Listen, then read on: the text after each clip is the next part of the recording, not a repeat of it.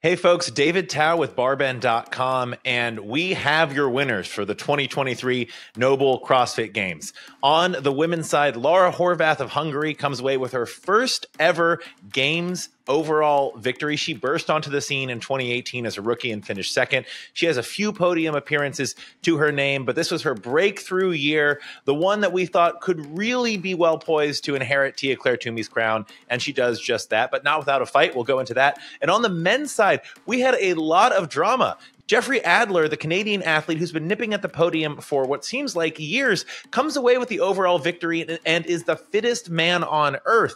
But Roman Khrennikov, who was in the lead heading to the final day of competition, breaks his foot, or reportedly breaks his foot, on one of the events on the day and drops back to third, allowing Adler to secure the victory. We've got all that and more coming up in this video.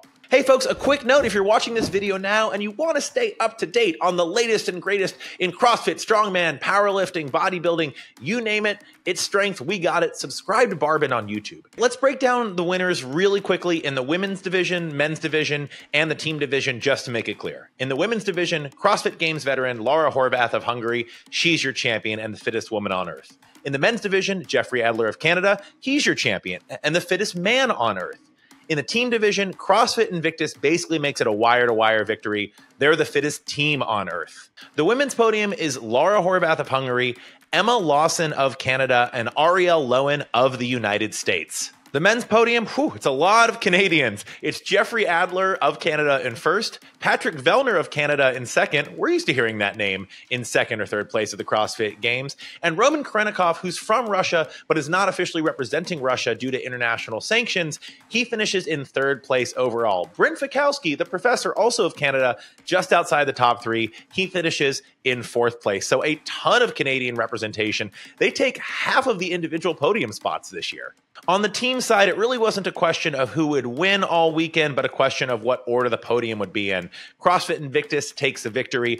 CrossFit East Nashville Proven finishes in second place in the team division, and CrossFit Oslo Navy Blue finishes in third place. The second and third place finishers have been kind of flip-flopping all week, and it was actually a really tight race to see who would stand where on the podium. There were three events for individuals on the day. One was Muscle Up Log, and it was a 5-round series of muscle ups and then getting a heavy sandbag over a series of logs. This event, or at least coming into this event, well, Roman Khrennikov looked incredibly well poised. He was wearing the leader jersey. He looked strong. This event actually looked really good for him. He's good at some of these classic CrossFit couplets. But here's the deal. Jeffrey Adler was able to gain 87 points in one event on Khrennikov, and Khrennikov, unfortunately, seemed to be injured significantly at the end of this event. Reportedly, he broke his foot or tore significant ligaments in his foot. Basically, his foot was not operational, and he was forced to finish the CrossFit Games on one leg. And we hate to say that he was a lock for victory. Beyond that, we hate to say that he was guaranteed to be the fittest man on earth if he hadn't been hurt. We don't know. The point is, it really changed things up at the last possible second. In the second to last event, we knew that we were going to see some shakeups and that Adler would probably overtake Khrennikov. It was pretty crazy. It was pretty dramatic. Khrennikov actually came out and did compete in the 11th event, which included double unders that he was doing on one foot. Now, there wasn't a minimum work requirement. He wasn't necessarily required to do this, but he did it anyway. And that actually created a lot of conversation online as to whether CrossFit should let him. Khrennikov said that he wanted to set a good example and be a tenacious competitor through and through, especially for his young son who was looking on to the competition. A lot of pundits and a lot of discussions in forums said that Khrennikov shouldn't be allowed to compete when he was obviously so injured that he couldn't even bear weight on one of his feet. It actually reminds me of years and years ago when Julie Fouché tore her Achilles heel in regionals when she was in prime position to qualify for the games and then wasn't able to actually qualify, but was able to finish the workouts on one leg. Regardless of my personal opinion or what folks say about whether or not that should be allowed, it's clear Khrennikov has a lengthy path to recovery ahead of him because this is a pretty significant injury. It's more than just a strain. We don't know all the details, but we're wishing him a speedy recovery. Well, let's talk about who won event 10. And, well, your ultimate winners, it was really telling for where the momentum went today. Jeffrey Adler of Canada and Laura Horvath of Hungary, they come away with event wins in event 10, and it really positioned both of them to hold on to that top podium spot. Event number 11 for the individuals was parallel bar pull. They had to traverse parallel bars, heavy rope double unders where the rope's a little heavier than normal, and then they had hand over hand sled drags. Again, really one of the standout moments here was Khrennikov trying to complete this workout on one foot with those heavy rope double unders. It's an image that's going to stick into the consciousness of CrossFit fans for a long time. It's really tough to get that out of our heads. Again, whether or not you agree with CrossFit's decision to let him go on in the competition, everyone was behind Khrennikov on this. Everyone was cheering for him. It's one of those things where it really makes you realize how the sport is so supportive of individuals. These weren't competitors necessarily in this event. No one was competing against Roman Khrennikov. Everyone was competing for him, or everyone was rooting for him, I should say. It was an immense and an immensely impressive display of sportsmanship from all the competitors on the field. The winners ultimately were Brent Fikowski, the professor, who was really just in spitting distance of the podium all weekend, but couldn't quite secure one of those top 3 spots. And again, Laura Horvath of Hungary, well, she really extended her lead with this event win, another event win, and kind of extended her lead over Emma Lawson of Canada. And this event was pretty much a coronation for Horvath, at least in my opinion. All right, the 12th and final event for individuals at the 2023 CrossFit Games was Echo Thruster, and this looked brutal. It was a descending ladder of calories on the Echo bike. That's rough in and of itself, and thrusters. And though the reps went down, the weight went up. And oh yeah, they had to lunge with the thrusters overhead, or with those barbells overhead.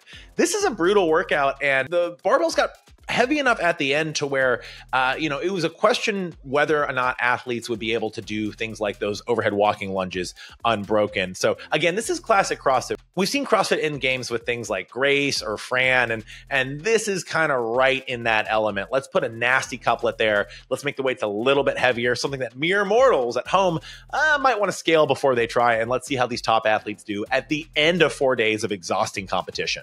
The question on the men's side coming into this event wasn't, can Jeffrey Adler win the event? It was, can he keep enough distance between himself and his competitors? Dallin Pepper actually takes the event win and finishes in 1st place, but Adler finishes in 5th place, and that's enough to ensure that he stays on top of the podium, keeps the leader's jersey, and is the 2023 fittest man on earth. So congratulations to Adler for a great performance, a top 5 finish on the final event of the weekend to secure that top spot. Really gritty stuff. Other names that finished well in this event on the men's side, Samuel Quant, who is a previous podium finisher, and Justin Medeiros, the 2-time defending champion, who ultimately was not able to crack the top 10 this year after his worst ever start to the games. He finished this event in 3rd place overall. It was reminiscent of classic Justin Medeiros, and it's going to be interesting to see how he takes time after the games, maybe reassesses his training. We're not sure if maybe he was dealing with an injury or some nagging aches and pains coming into this, but we weren't seeing the Justin Medeiros that we saw in 2021 and 2022. That's for sure. But it was really, really cool to see him end on a relatively high note with a top 3 event finish at the very end of competition. On the women's side for event 12, a name we haven't heard a lot of this weekend, and that's Olivia Kerstetter of the United States. She comes away with an event victory. One thing I want to call out, there was another series of cuts between Saturday and Sunday for individuals at the CrossFit Games. So there were only 20 competitors each in the men's and women's divisions. So 2 heats of 10 athletes each. I actually think it smoothed the viewing experience a little bit, but cuts are a bit controversial. And Brent Fikowski actually has some really good content he's posted on Instagram as to why he thinks cuts are generally a bad idea at the games. We're curious as to your thoughts on the cut structure this year. So, let us know in the comments below, please. Also a strong finisher on this event on the women's side, Katrin Davidsdottir, the former 2-time champ from Iceland, finishes 2nd place overall in this event and scores a top 10 finish. She finishes in 7th place overall. She and Annie Thorisdottir were both performing pretty well, especially on Thursday and Friday, and we were wondering, could Iceland return to the podium? Turns out no, but it was great to see both of these athletes who have been competing in the sport for well over a decade each, still at the top of the game and able to hang with the elite athletes and finish and actually make it past the cuts to the final day of competition. So congrats to Annie and Katrin. They had a lovely series of moments. They're best friends. They were cheering each other on the competition floor. It's exactly what we want to see. On the team side, I want to point out what it means to finish strong, and that's finishing in 1st and 2nd on the final 2 events. CrossFit Invictus finished the final two events, Bob's a Drag and Handstand Worm, in first and second place overall. They were almost assured the victory as long as they did minimum work requirements coming into the final day of competition. Really good to see them finish on a high note and really signify they are truly, wire to wire, the fittest team on earth. This is probably the most dramatic final day of competition we've seen at the CrossFit Games in a long time. We knew there was going to be a new winner on the women's side because Tia-Clair Toomey isn't competing for the first time in a long time, and she won 6 times in a row. And on the men's side, well, we weren't so sure. Justin Medeiros looked to have a pretty good lock on this. He looked really fit coming in. Could he earn his 3rd CrossFit Games title in a row? And it was clear on the first day of competition that he had an uphill battle. And it became clear heading into the weekend, especially by Saturday, that we were probably going to have a new men's champion. Jeffrey Adler of Canada is someone who has put in the work and has been a consistently top performer for 4 or 5 years at the CrossFit Games level. It's cool to see a Canadian man stand on top of the podium after years and years of 2nd and 3rd place finishes from the likes of Brent Fikowski and Patrick Vellner. And Vellner, by the way, racks up yet another podium finish, yet another 2nd place. Is he the fittest person to never win the CrossFit Games? I think that debate is pretty much settled. He is. Patrick Vellner has to be the fittest person to never win the CrossFit Games. There have been some conversations as to whether he and his good friend and compatriot Brent Fikowski may retire after this year. Fikowski finished in 4th. Vellner finished in 2nd. They're still at the top of their game, and they were in spitting distance of the leader's jersey pretty much throughout the competition all 4 days. Again, I can't call it for them. The body wants what it wants and the mind wants what it wants. Both these guys have families and other obligations, but I gotta say, I feel in my bones, or at least hope as a fan, that this isn't the last we see of Vellner and Fikowski. They're clearly still top 5 threats and podium threats every time they stand on the competition floor. We want to know what your favorite moments were, favorite performances were from the 2023 CrossFit Games. From the Roman Khrennikov drama and unbelievable display of guts to actually finish the competition and make the podium after probably breaking his foot, to Horvath's breakthrough victory after years of Tia-Clair Toomey's dominance. It was an incredibly exciting games, especially on the individual side. I'd rank this up there with some of the best games for spectators in history, at least Thursday through Sunday. As far as the age group and adaptive coverage and streams, a little bit debatable. We talked about those in some previous videos. So we want to know, what was your favorite performance from the 2023 Noble CrossFit Games? Let us know in a comment below. For barbend.com, I'm David Tao. Thanks for tuning in.